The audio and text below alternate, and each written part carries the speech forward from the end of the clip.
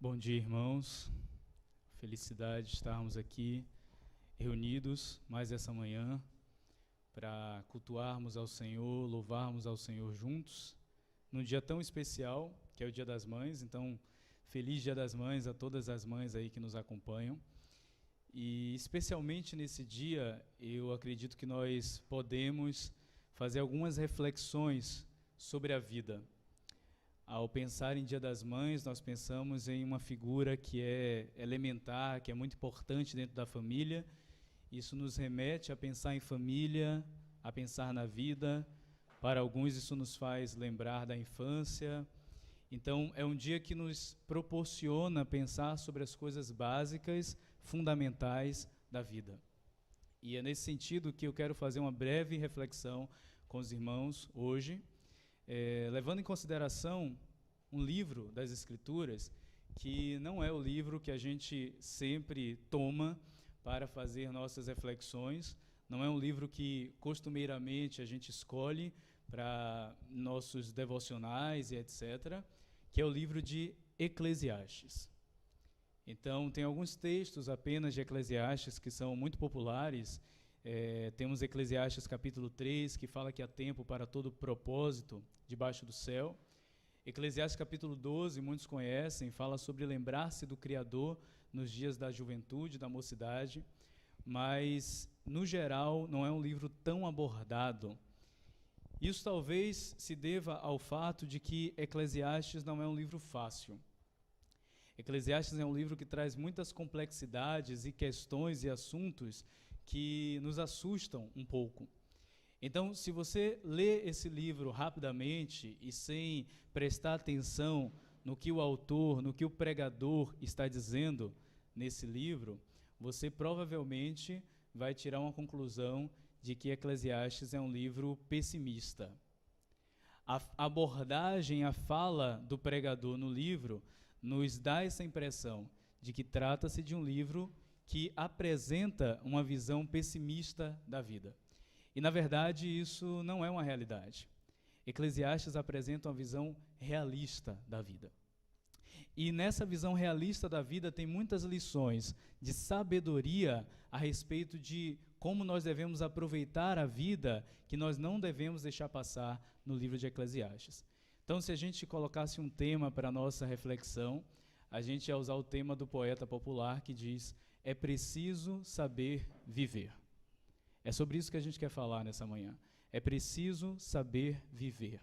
A Escritura, como palavra do Deus vivo, como palavra do Deus criador e sustentador de toda a vida, ela tem caminhos para que nós consigamos e saibamos como realmente aproveitar a vida. E quando nós lemos o livro de Eclesiastes, isso começa a ficar mais claro para nós, isso começa a ficar mais acessível para nós. E é nesse sentido que a gente quer conversar um pouco hoje. Então, fazendo um contexto aqui, antes da gente ler o nosso texto principal, se a gente pegar um contexto do livro de Eclesiastes, a gente vai perceber que a grande maioria das pessoas atribui esse livro a Salomão, não há um consenso, mas há grandes evidências que tenha sido escrito por Salomão. Mas o autor do livro se apresenta como o pregador, né? A expressão utilizada ali é Kohelet. Ele se apresenta como professor, como mestre, nas melhores traduções. E o que é que esse pregador está fazendo? Esse pregador está observando a vida. Percebam que os livros de sabedoria da Bíblia, incluindo Provérbios e todos os outros livros, são livros que falam sobre a observação da vida comum, da vida cotidiana, da vida ordinária, daquilo que acontece no nosso dia a dia. Da experiência que todo homem, uma vez que exista, uma vez nascido, vai passar, experimenta. Então isso inclui a todos nós. E esse pregador está nessa posição de observador. Ele faz o papel de quem olha para a vida, observa o que acontece na vida, o caminho dos homens, o destino dos homens, a natureza mesma da vida, e ele tenta tirar dali conclusões. E quando a gente vai lendo o livro, a gente percebe que tem uma expressão muito utilizada no livro de Eclesiastes. A expressão debaixo do sol. repetidas vezes o pregador vai falar sobre o que acontece debaixo do sol. Qual é a realidade da vida humana debaixo do sol? E aí ele vai construindo essa narrativa dele e você vai percebendo que tem uma palavra ali que se repete muito no livro de Eclesiastes. É a palavra vaidade. Essa palavra traduzida como vaidade, ela significa sopro, névoa. Em algumas traduções, em algumas Bíblias, quando aparece a palavra vaidade, ali o que vai estar escrito é sem sentido. Então, o pregador já começa dando o tom do que ele está observando, do que ele está vendo. Ele diz: vaidade de vaidades, tudo é vaidade. E aí, se a gente troca essa expressão vaidade, porque vaidade tomou uma conotação de muitas coisas outras, que não são aquilo que o pregador quer dizer, ele está falando sobre a futilidade da vida. O que o pregador está dizendo é que tudo é correr atrás do vento. Ele chega a dizer em algum momento que nada faz o menor sentido. Esse é o tom de Eclesiastes, e por isso a gente pode vê-lo como um livro pessimista, mas não é. Vaidade de vaidades, é tudo vaidade. Como que o pregador chega a essa conclusão? Ele olha para a vida humana e ele se encontra diante de uma verdade muito básica da vida humana. A vida humana é breve. Ele começa a refletir, olhando a vida dos homens e os casamentos e as famílias e as profissões e o labor diário dos homens na terra, ele começa a refletir sobre a inevitabilidade da morte. A morte é um ponto da vida inevitável, a vida caminha para a morte. Ele começa a fazer essas reflexões, e daí ele conclui que a vida é muito breve, a vida é fugaz, ela passa muito rápido. E diante dessa brevidade da vida, em concordância com Moisés no Salmo 90, que fala que a vida do homem é 70 anos ou um pouco mais, ele começa a olhar que a maior parte da vida é labor e labor. E Salomão começa a não ver sentido nisso. Nem nos estudos, nem no labor, nem no trabalho, nada que acontece ali, ele vê sentido. Vaidade de vaidades, é tudo vaidade. Bom, se a gente acaba aqui, se a gente para aqui, de fato, a gente está com uma perspectiva muito negativa da vida. Terrível reflexão para um dia como esse, que você está aí com sua família, você está em sua casa, celebrando o Dia das Mães. Terrível reflexão. Mas a reflexão não acaba aqui. Então, todas as vezes que o pregador chega a essa conclusão, no livro de Eclesiastes, de que a vida não passa de futilidade, uma coisa sem sentido, ele está falando a partir daquilo que acontece debaixo do sol. Essa expressão debaixo do sol revela uma perspectiva humana da vida. Então, o sábio está olhando para a vida e está analisando a vida a partir da perspectiva humana. Ele não está levando em consideração outros aspectos que a Escritura vai nos trazer, que começam a dar significado às coisas que acontecem. A princípio, ele está vendo a vida a partir da perspectiva humana, e a partir da perspectiva humana não há sentido para muitas coisas que acontecem na nossa vida. E, de fato, tem coisas que para nós não parecem ter sentido e nós nunca saberemos o sentido delas. O fato é que, se nós formos um pouco mais profundo, nós perceberemos que o sentido pode existir, ainda que ele não seja revelado para nós. A conclusão de Salomão, ou o pensamento de Salomão, vai levá-lo a ir percebendo aos poucos que as coisas podem parecer não fazer sentido em determinados aspectos da vida, mas elas possuem sentido. E para isso eu quero que você abra sua Bíblia em Eclesiastes capítulo 3. Abra sua Bíblia aí na sua casa, no livro de Eclesiastes, no capítulo 3, Eclesiastes que vem ali depois de Provérbios, e a gente vai perceber que Salomão começa a encontrar algumas felicidades na vida, nessa vida que a princípio não passa de vaidade, não passa de coisa sem sentido, ele começa a encontrar alguns proveitos para essa vida. E essa é justamente a mensagem de Eclesiastes. Ele começa vendo a futilidade da vida, ele percebe a brevidade, a inevitabilidade da morte, ele percebe que Deus é soberano sobre tudo isso, e esse é um elemento chave para a virada de pensamento ali do pregador. E aí ele vai começar a buscar, através da sabedoria, encontrar lucro na vida, encontrar proveito na vida, encontrar ganho na vida. E aqui a gente vai ler esse texto, está a grande lição para nós. É preciso saber viver. De que maneira? Quando eu começo a desenvolver sabedoria. Sem desenvolver, sem cultivar um coração sábio, eu vou olhar para a vida e muitas vezes ela não vai fazer sentido nenhum. Então, a chave que o pregador nos traz em Eclesiastes é preciso se tornar sábio. A sabedoria é o caminho para que essa vida, que parece sempre ser vaidade de vaidades, comece a ter algum proveito. Eu comece a perceber como aproveitar a vida. Olha isso aqui, capítulo 3 do livro de Eclesiastes, a partir do versículo 11. O pregador vai dizer o seguinte: tudo o que ele fez, está falando de Deus, fez belo em seu tempo. Também pôs o mundo no coração do homem. Algumas traduções vai dizer, pôs a eternidade no coração dos homens, para que ninguém descubra a obra que Deus fez desde o princípio até o fim. Eu sei que não há prazer nisso, a não ser que o homem se alegre e faça o bem em sua vida. Também que todo homem coma e beba, e desfrute do bem de todo o seu trabalho. Isso é dádiva de Deus. Eu sei que tudo quanto Deus faz será para sempre. Nada se lhe deve acrescentar e nada se lhe deve tirar. E isto Deus faz para que o homem tema diante dele. Olha que coisa magnífica. O pregador aqui vai começar a falar sobre como aproveitar a vida.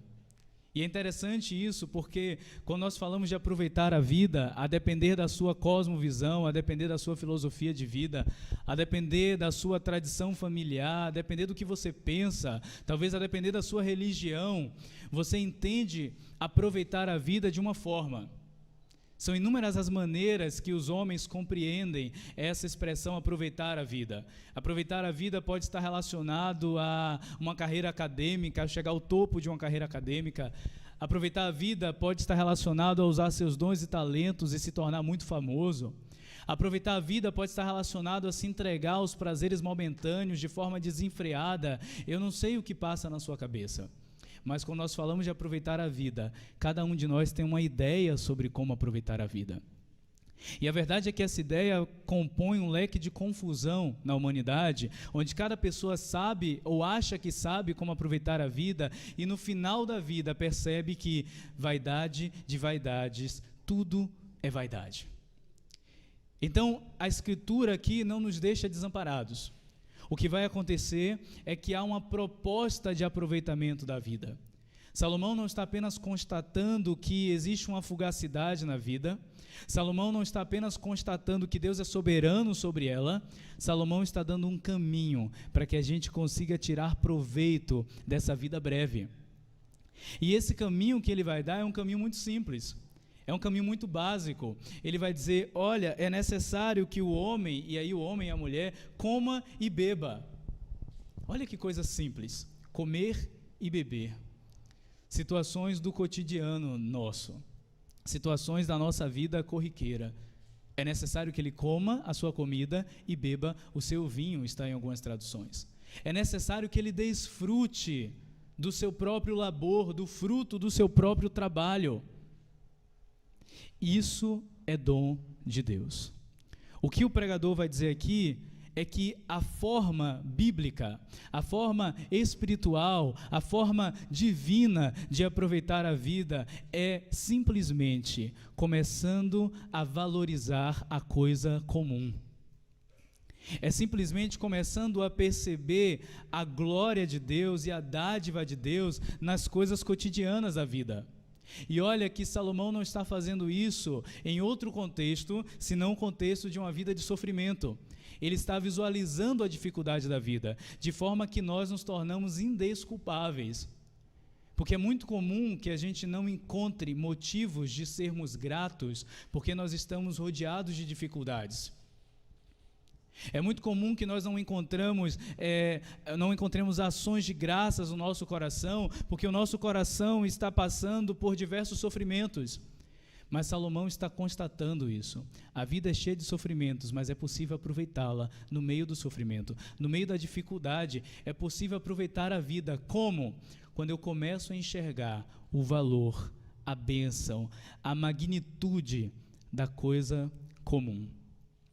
Imagina se você tem um caso hipotético de um homem que cresceu dentro de uma caverna, nasceu numa caverna. Não é o mito da caverna de Platão, é outra história. Ele cresce, chega até a maturidade dentro da caverna e, de repente, alguém lhe aparece e lhe dá a oportunidade de sair dela. E ele, pela primeira vez, contempla o nascer e o pôr do sol. Ele contempla o azul do céu, as nuvens. Ele contempla a grama verde, os pássaros. Ele vai achar tudo aquilo extraordinário. Ele vai achar tudo aquilo magnânimo, ele vai achar tudo aquilo maravilhoso, porque ele não se acostumou com aquelas coisas. A verdade é que toda dádiva da vida comum, aquilo que está ao nosso redor dia a dia, é muito maravilhoso. A questão é que há no nosso coração uma inclinação pecaminosa de nunca estarmos satisfeitos com nada. Então sempre estamos olhando aquilo que falta. Sempre estamos buscando mais e mais e mais e mais, e as coisas nunca estão boas e nunca está bom. Há uma inclinação terrível no nosso coração que nos torna tolos e não sábios, porque nós deixamos de valorizar a coisa comum. A família para você tenha se tornado coisa comum, mas quão importante é a família? Deus é família em si mesmo, a Trindade desde a eternidade. Deus tem um propósito de ter uma família de muitos filhos semelhantes a Jesus. Deus mesmo é Pai, Deus ama a família, Deus se alegra na família. Contudo, nós a desprezamos muitas vezes. Nós preferimos coisas outras. Jesus, ele, quando vai dar lições de sabedoria no Sermão da Montanha, em Mateus 7, o que ele faz é tirar os olhos daqueles homens, daqueles discípulos, da confusão e da distração de buscarem aquilo que para eles parece grande, a restauração do reino de Israel, o reino do Messias, o reino político do Messias, que é o que eles estavam buscando naquele momento, e Jesus volta os olhos dele para as coisas comuns. Essa é a lição de sabedoria de Jesus. Jesus convida cada um daqueles discípulos a olharem para as aves do céu. Olha que interessante. Os discípulos estavam dentro de uma confusão política na cabeça deles. Havia um império opressor reinando sobre eles, eles queriam se desfazer daquele império. Eles estavam esperando no reino davídico, no reino messiânico. Eles colocaram suas fichas em Jesus, como se Jesus fosse fazer isso naquele momento. E no meio dessa confusão, dessa distração toda, Jesus olha para eles e fala: vocês não estão olhando para onde vocês devem olhar. Para onde que se deve olhar? Não para coisa apoteótica, não para coisa megalomaníaca. Deve-se olhar para a coisa comum, a dádiva de Deus. Olhai para as aves do céu. Olhai para os lírios do campo. Vejam, as aves do céu estão ao nosso redor o tempo inteiro. Os lírios do campo estão sempre presentes na nossa vida, a gente anda, a gente pisa neles, porque nós estamos numa espécie de embriaguez, de distração terrível pelas coisas que plantaram dentro da gente, que está nos fazendo perder a vida e gerar ansiedade e gerar tristeza. Deus está nos convidando a olhar novamente para a coisa comum e perceber como elas são bênção de Deus. Deus está nos convidando novamente a encontrar sabedoria no aproveitamento da coisa comum. Salomão passou muitos anos da vida, de muita observação, de muitas experiências, para chegar à conclusão de que a vida humana deve ser bem vivida, ao passo que o homem come, bebe e desfruta do fruto do seu trabalho. Essa é uma conclusão que não nos parece tão grandiosa, mas é a mais sábia a que se pode chegar. Essa é a conclusão do sábio, essa é a conclusão de Salomão. E veja, Paulo também fala sobre isso, quando ele fala: quer comamos, quer bebamos, façamos tudo para a glória de Deus. Existe um desfrutar das obras de Deus que é a finalidade da vida humana, e nós precisamos começar a despertar para isso. Nós estamos vivendo numa era de distração, de confusão, e o Senhor está nos chamando, repito, para valorizarmos as coisas que para nós são comuns, mas é o extraordinário dentro do comum. Afinal, não foi isso que Deus fez? Deus, sendo glorioso, soberano, grandioso, onipotente, onipresente, onisciente, Ele decidiu se tornar um homem, e um homem comum, e se fazer servo de todos, e nesse lugar Ele foi glorificado e recebeu um nome sobre todo nome. Deus está interessado na coisa comum, porque Deus as criou.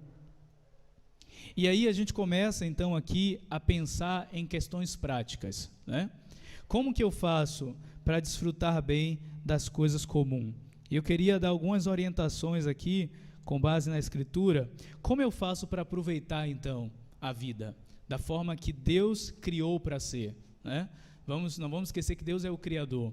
Ele tem o roteiro de como usufruir e desfrutar da sua criação. Primeira coisa, se você abrir a sua Bíblia em Êxodo, capítulo 17, a primeira coisa é o que não fazer. O que não fazer. Por que é necessário falar o que não fazer? Porque é o que a gente já está fazendo. O que não fazer é o que a gente já faz. Então seria o que parar de fazer, né? Êxodo capítulo 17 vai ter uma lição do povo de Israel no deserto, muito importante para nós. Deus está levando o povo no deserto em estágios, ensinando aquele povo sobre o maná que desce do céu, a comida diária, ensinando aquele povo sobre a água que sai da rocha, a bebida diária. Deus está levando o povo para fora de um império egípcio onde havia muito poder, mas eles eram escravos, não sabiam viver, não estavam usufruindo da vida, para um lugar onde eles iam aprender a viver como? Na necessidade, porque Deus os estava levando para um lugar onde eles valorizassem a coisa simples. Veja, quem está no deserto, o maná que desce do céu é coisa preciosa. Para quem está no deserto, um pouco de água é coisa preciosa. Então, no meio do deserto, a água, por exemplo, é mais valorizada, adquire maior valor.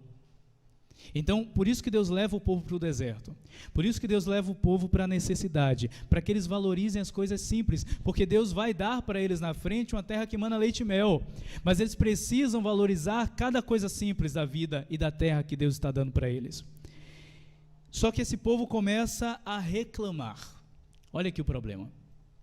Deus está levando o povo a uma construção onde o coração do povo vai ser treinado para que eles entendam o que significa o pão nosso de cada dia nos dá hoje, que é a oração que Jesus ensinou. Mas aquele povo começa a reclamar. Não tem água para beber, não tem comida. Eles começam a reclamar de Deus, e tem duas expressões aqui no versículo 7 do capítulo 17, que diz: e chamou o nome do lugar Massá e Meribá, porque contenderam os filhos de Israel, e porque tentaram ao Senhor, dizendo: está o Senhor entre nós ou não? Massá significa provação e Meribá significa discussão. O que está acontecendo aqui? Deus está levando o povo para a vida. A vida é repleta de provações. A vida é repleta de dificuldades. A vida é repleta de sofrimentos. A questão é a resposta que nós damos à vida. E aí a resposta que o povo dá a Massá, provação, é Meribá, discussão. Por que o povo sai de Massá para Meribá? Por que o povo sai de um estado de provação para um estado de discussão, para um estado de confusão? Porque no meio da vida, que apresenta as suas dificuldades, o povo começa a reclamar, a murmurar. Então, portanto, a resposta daquele povo é uma resposta que leva aquele povo à falência. Porque no meio da vida, com suas dificuldades, a resposta que nós temos que dar não é reclamação. E é isso que nós estamos acostumados a fazer. O tempo todo a gente reclama. Nós reclamamos do que está bom e reclamamos do que está ruim. Nós sempre reclamamos do que está ruim porque está ruim e do que está bom porque podia ser melhor. O tempo todo nós estamos enchendo os nossos lábios de murmuração contra o Senhor, de murmuração contra a vida que Deus nos deu, portanto, contra o próprio Deus. E isso nos leva a falhar.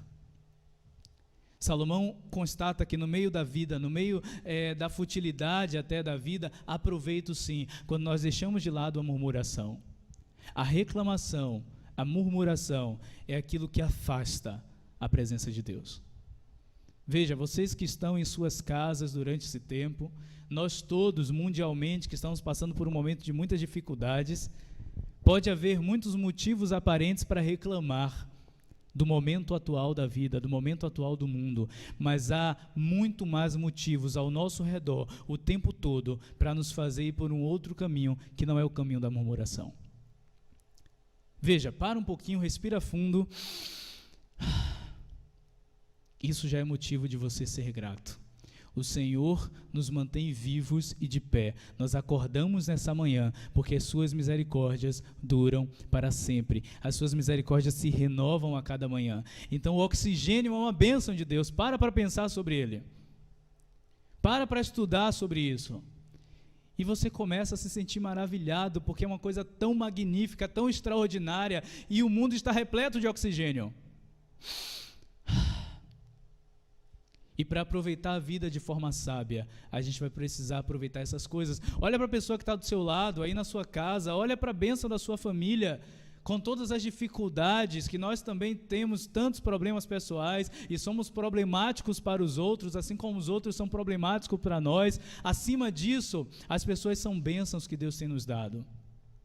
Os relacionamentos são bênçãos que o Senhor tem nos dado. Mas nós insistimos em focar na coisa ruim. Nós insistimos em focar na coisa que não está dando certo. E isso vai nos levar a uma vida de infelicidade e, por fim, nos levar à morte infeliz. Quando nos dias da nossa morte, vamos olhar para trás e dizer, não tive nos meus dias prazer. É isso que diz Eclesiastes capítulo 12. Então, a primeira coisa a se fazer é deixar de fazer. Deixar de reclamar, deixar de murmurar. Para de murmurar sobre a política, para de murmurar sobre a pandemia, para de murmurar sobre a sua família, para de murmurar sobre a sua situação financeira, para de murmurar sobre o coronavírus, para de murmurar. A reclamação afasta aquilo que nos é mais precioso, a percepção da presença de Deus, enchendo tudo que está ao nosso redor. E aí, já que a gente parou de reclamar, parou de murmurar, e se você está aí em sua casa, principalmente se você tiver filhos adolescentes, fala para eles agora, parem de murmurar, por favor. O que é que a gente tem que fazer então? Se eu não vou murmurar, eu não consigo ficar calado. A gente não consegue ficar calado, o ser humano é um ser falante. Então eu não vou calar a boca. Se eu não tiver murmuração, o que é que eu vou falar? Estou tão acostumado a murmurar que eu não sei falar outra coisa. A gente vai aprender agora. Salmo capítulo 100. Capítulo não, Salmo não tem capítulo nem versículo, né? Salmo 100.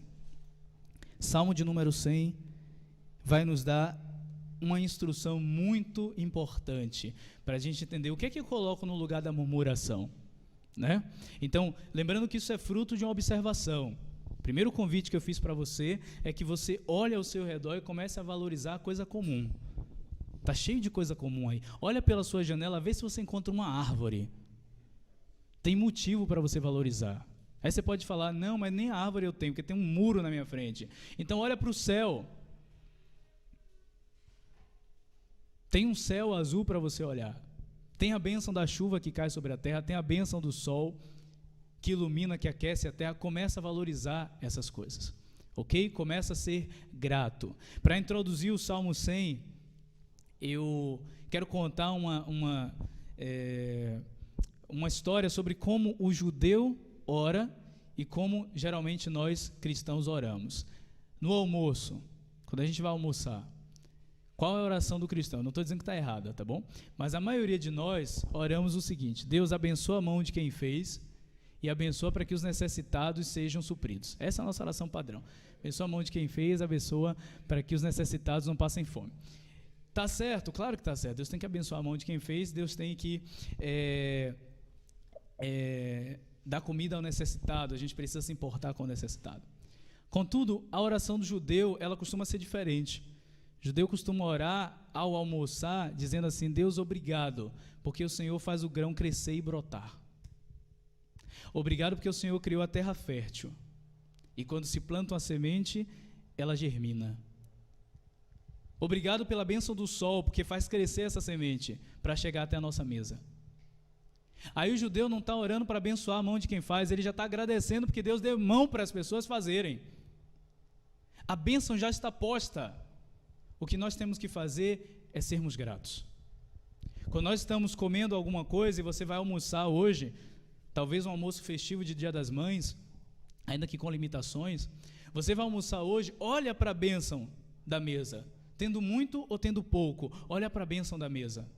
Olha como Deus é gracioso ao ponto de nos dar e de nos prover e de nos sustentar, nos dando comida, fazendo com que a terra produza, porque a terra podia deixar de produzir. Olha que interessante. E aí a gente vai começando a ter um coração cada vez mais grato, cada vez mais atento àquilo que nós já temos. Olha o que diz o Salmo 100. Fazei um barulho alegre ao Senhor todas as terras. Servi ao Senhor com alegria. Vinde diante da sua presença com cantos. Sabei vós que o Senhor é Deus, é Ele quem nos fez e não nós mesmos. Nós somos o seu povo e as ovelhas do seu pasto. Entrai em seus portões com ações de graças e em seus átrios com louvores.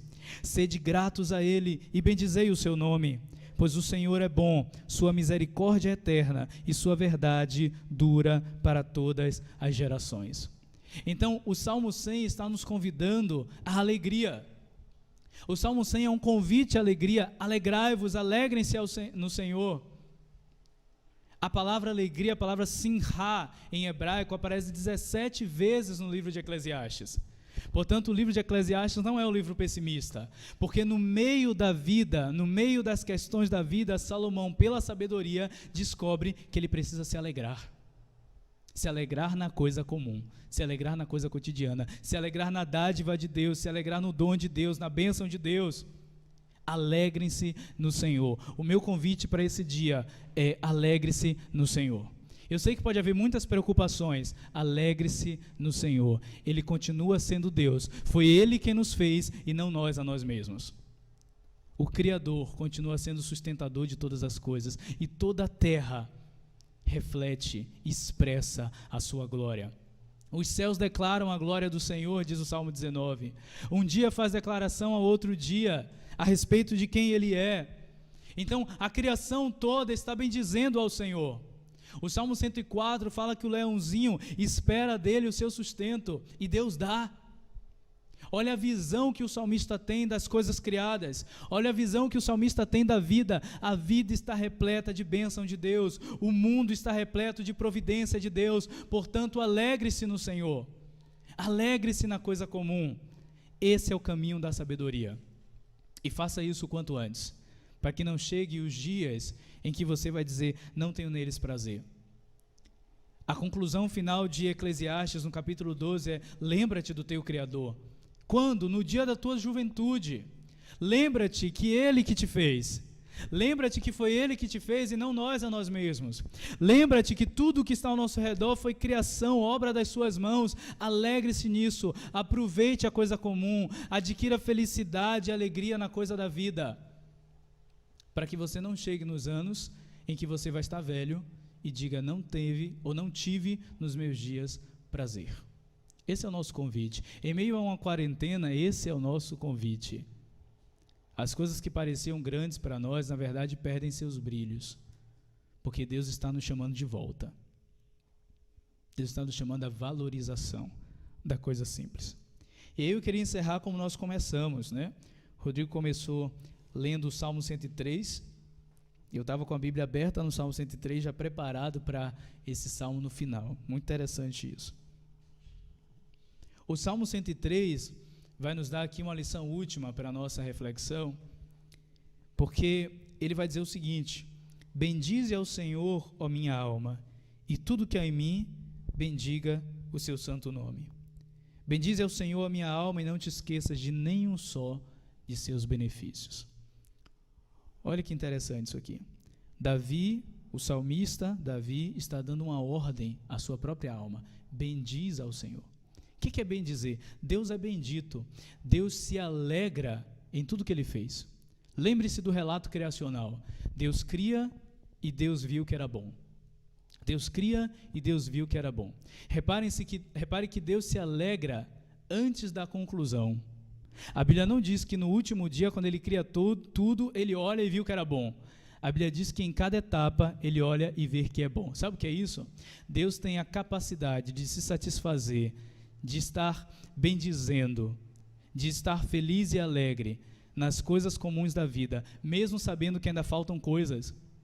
Deus sabia que faltava. No primeiro dia da criação, ele sabia que faltava mais 5 elementos.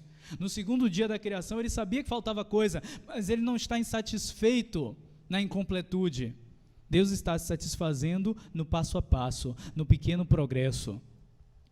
Deus é bendito. E o convite de Davi à sua própria alma é: bendiz, ó minha alma, ao Senhor. Ele está dando uma ordem à sua alma. Sabe por quê? A nossa alma tem uma tendência natural, fruto da queda, fruto do pecado, que é a tendência natural de se inclinar à reclamação. Por isso é preciso olhar para dentro e, numa atitude intencional, consciente, assertiva, dizer: bendiz minha alma ao Senhor. Aquieta-te, alma. Silencia a murmuração, silencia a amargura e bendiz ao Senhor. Alegra-se em suas obras. E aí Davi ainda vai dizer: não se esqueça de nenhum só de seus benefícios. Nós temos uma capacidade ímpar de nos esquecermos daquilo que Deus faz de bom. E uma capacidade máxima de registrarmos e guardarmos todas as experiências ruins que vivemos na vida. Isso não está trocado? Isso não está errado? O salmista, o salmo está nos convidando: não se esqueça dos seus benefícios. Pensa agora, faz como o profeta: quero trazer à memória aquilo que me dá esperança. Pensa quantas bênçãos. Repito, olha ao seu redor, quantas bênçãos. Tem um hino do Inário Cristão, um novo cântico que eu gosto muito, que diz assim: conta as bênçãos. Conta as bênçãos, dize quantas são, recebidas da divina mão. E aí ele convida: vem dizê-las todas de uma só vez, e verás surpreso o quanto Deus já fez. Tenta falar todas as bênçãos que Deus já operou na sua vida de uma vez só. Tenta falar todas as bênçãos que estão ao seu redor nesse momento de uma vez só, que você não vai conseguir, porque são muitas. Então, enquanto nós perseguirmos as metas que colocamos para a nossa própria vida, nos entristecendo porque não nos tornamos aquilo que temos que nos tornar, porque não adquirimos aquilo que queremos adquirir, porque não conquistamos aquilo que temos que conquistar, tem uma coisa simples para nós e trágica: vaidade de vaidades. É tudo sem sentido, é tudo correr atrás do vento. Mas quando nós tomarmos sabedoria e começarmos a nos alegrar no hoje, não no amanhã, não me alegrar quando o coronavírus for embora, me alegrar no hoje. Me alegrar mesmo no dia em que eu não posso estar com a minha mãe, talvez, que eu não posso dar um abraço nela. Me alegrar porque eu posso falar com ela por telefone, que talvez se essa pandemia fosse em outra época da história, eu não teria essa possibilidade. Me alegrar porque eu posso fazer uma videochamada. Me alegrar por algum motivo, porque são muitos. Encontrar motivos de alegria, porque Deus está nos dando vários. Então o convite que eu faço para nós: bendiz, ó minha alma, ao Senhor. Encha o seu coração de ações de graças. Seja grato ao Senhor. O Senhor tem te dado vida. O Senhor tem te dado vida. Respira fundo. Convida as pessoas. Para um pouquinho. Quem está na sua casa agora? Está na cozinha fazendo isso, está fazendo aquilo outro. Chama todo mundo de volta, que deveria estar todo mundo assistindo o culto e participando. Chama de novo. Chama agora. Vou lhe dar um tempinho para você fazer isso. Mas fulano está no quarto. Tira do quarto. Se for seu filho, então arrasta ele pelo braço, que ele tem que participar do culto. Traz. É todo mundo para participar do culto. Não é para ficar... A televisão não é para você assistir. É para você participar junto. Pega quem está na cozinha. Tem alguém no banheiro, espera sair do banheiro. A gente vai trazer todo mundo agora na frente da TV. Eu quero que você respire fundo junto com seus familiares. Respira. Você tem motivo para ser grato. Encha o seu coração de ações de graças. Não espere a felicidade chegar. Ela não vai chegar. A felicidade está posta. Ela foi dada para você como bênção. Está ao seu redor, está dentro de você e você não percebeu. Agostinho tem uma frase famosa do seu livro Confissões, que ele fala: tarde vos amei, ó beleza tão antiga e tão nova, habitavas dentro de mim e eu estava procurando lá fora. As coisas estão aí, a gente não tem percebido. Lembre-se que Agostinho foi um homem que entregou a sua vida a toda sorte de prazeres sexuais, a toda sorte de vícios, e depois ele retorna ao Senhor e percebe que tudo aquilo foi vaidade. Tarde vos amei. Não deixe ser tarde. Chegou a hora de amarmos ao Senhor com todo o nosso coração, com todo o nosso entendimento, com toda a nossa força, com tudo que temos, com tudo que somos, porque Ele é o nosso bom pastor, Ele tem nos apacentado, Ele tem nos abençoado dia após dia. Amém? Então, queria te convidar agora para a gente fazer uma oração, agradecendo ao Senhor. Eu queria que você fechasse seus olhos aí onde você está, e que o nosso coração seja cheio, nesse momento, de motivos de agradecer. Feche seus olhos, pensa os motivos que você tem de ser grato. Pensa a coisa mais comum. Tem bênçãos que Deus tem nos dado, mas pensa coisas mais comuns ainda. Pensa o ar que você respira. Pensa a bênção do dia, da manhã, da noite, que você conseguiu dormir. Pensa as bênçãos, tantas e tantas e tantas. Obrigado, Senhor. Obrigado, obrigado. O Senhor é bom o tempo todo. O Senhor manifesta a sua bondade, a sua verdade, a sua beleza nas obras criadas, na história da providência. E nós somos alvos do seu amor dia após dia, Senhor. A vida quer nos distrair, esse mundo, a sociedade, tantas coisas querem nos apontar aquilo que nos falta ainda, aquilo que não foi alcançado, aquilo que foi sofrido, aquilo que vivemos de decepções, de frustrações. O nosso interior grita muitas vezes, com reclamações, com revoltas, com murmurações. Ah, Senhor, perdoa-nos pela nossa ingratidão. Perdoa-nos, Senhor, porque diante de tantas bênçãos e tais bênçãos, nós continuamos com o coração amargurado. Ah, Senhor, perdoa-nos. Altera o nosso coração nessa manhã. Altera o nosso coração. Nós não queremos ser como aqueles que passam pela vida e não sabem viver e não souberam viver. É preciso saber viver. Ensina-nos a contar os nossos dias para que alcancemos corações sábios. Ensina-nos a olhar o hoje e entender que o pão nosso de cada dia nos dá hoje. Aleluia! Louvado seja o Senhor. Bendito seja o Senhor eternamente. Ele continua soberano, Ele continua sendo o mesmo, e toda a terra se enche da sua glória. Ah, nós podemos experimentar isso, nós podemos desfrutar disso, nós podemos bendizer ao Senhor, ao Deus bendito, pelas coisas dadas a nós, pelas coisas criadas. Bendize, ó minha alma, ao Senhor, não se esqueça de seus benefícios. É Ele que enche a sua boca de bens, de sorte que a sua mocidade se renova, se renova, se renova. Ah, Ele que perdoa as suas iniquidades, que cura as suas enfermidades. É Ele que enche a sua boca de bens. Obrigado, Senhor. Tu és o nosso Pai, Tu és o nosso Deus, Tu és o nosso Senhor. O nosso coração te agradece, o nosso coração te louva, o nosso coração te bendiz.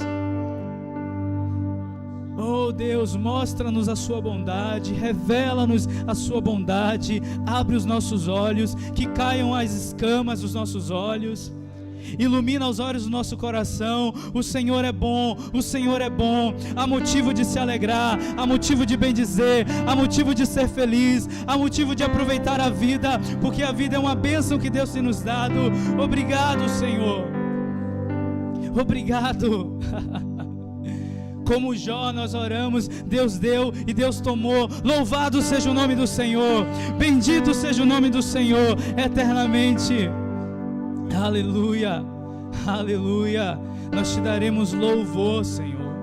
Nós te entronizaremos no meio dos louvores, no dia bom ou no dia mau, com a nossa casa, com a nossa família, ou sem a nossa família, em qualquer situação. Nós louvaremos e bendizemos ao Senhor. Louvamos e bendizemos ao seu nome. Tu és bom, Senhor. Tu és bom, Pai, em todo tempo.